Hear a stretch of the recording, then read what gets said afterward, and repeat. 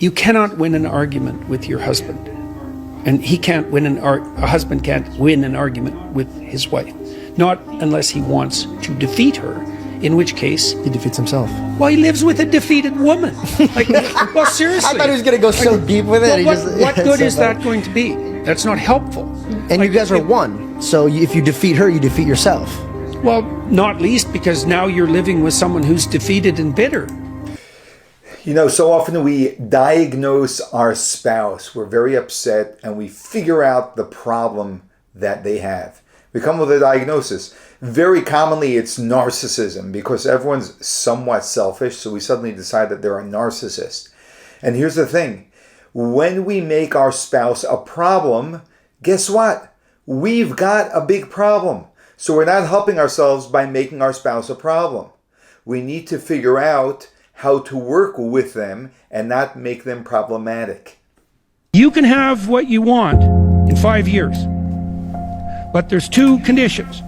You have to know what it is, and you have to aim at it. Figure out what you want, write it down, figure out what you could do to start moving towards that, okay? Do that with your family relationships. Do that with your friendships. Do that with your career. Do that with your education. Think about your misuse of alcohol and drugs and other things that might drag you down. You want to drink? Okay, what do you mean by that exactly? How often? How much is too much? How are you going to constrain that and why? Develop a vision. And you have to do that in dialogue with yourself, right? It's like, if I could have what I wanted, what would satisfy me? And you might think, well, I could never get that. And I could say, well, maybe not, but I'll tell you one thing, man. You can move towards it. And I know almost all the pleasure is in the moving toward. But do you know what you want? That's where it all starts. Very often people can't get anywhere because they actually don't even know what they want. Know what you want and just take one baby step in that direction. That's the beginning of victory.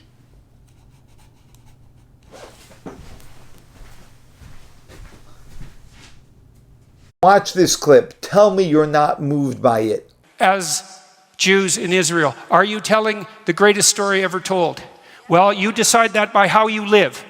And that decision will affect the world because everyone looks here for one reason or another. It's not so easy to understand. Everyone looks here to see, well, how are you actually doing under this tremendous assault of adversarial criticism? And I think it is true in some real sense that the fate of the world depends on the decisions of the people of Israel, just as the fate of the world depends on the decision of every individual. So you make yourself a shining light on the hill, right? You attract people here because of what you're capable of doing. You show the world what the holy city could look like, because we need it. We need it, and it's up to you to do it.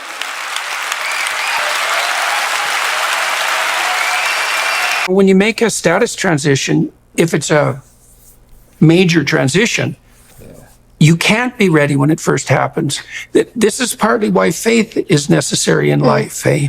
If you're always making decisions that are safe, that are guaranteed, that you have worked out, that they're going to, pretty much work, you're not growing in any significant way. You're taking baby steps one at a time. When a person takes risk, they don't know that this is going to work out, but they're excited about this. They feel they can do it. They're going to make a jump for it. That's where significant growth happens.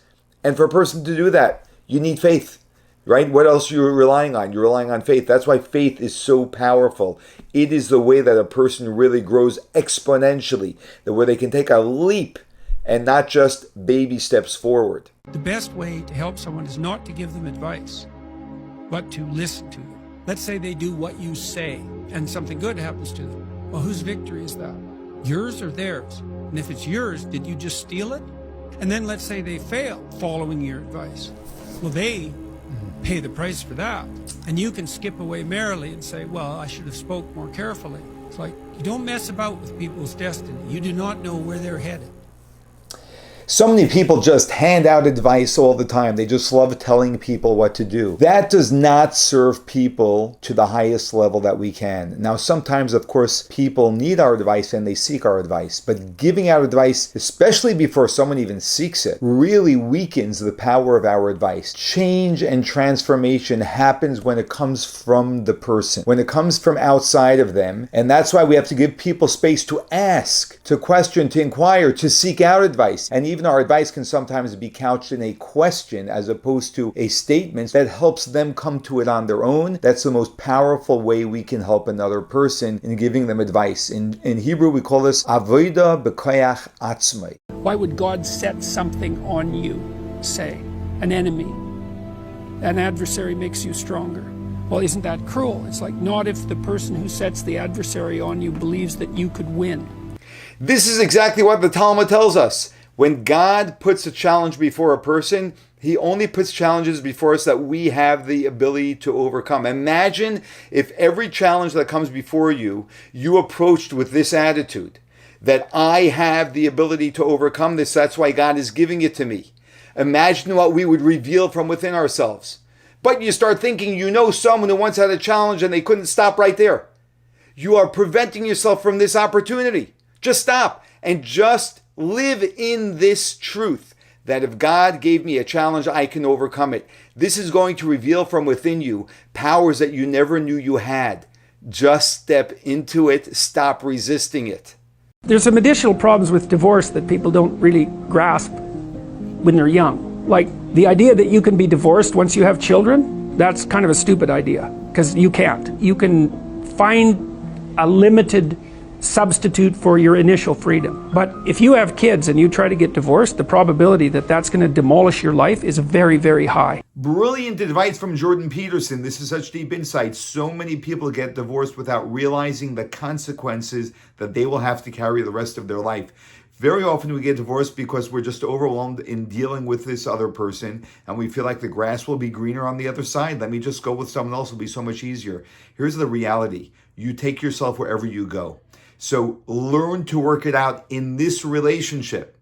And then you won't have to deal with all of the baggage that comes with a divorce with children, which you can never free yourself from.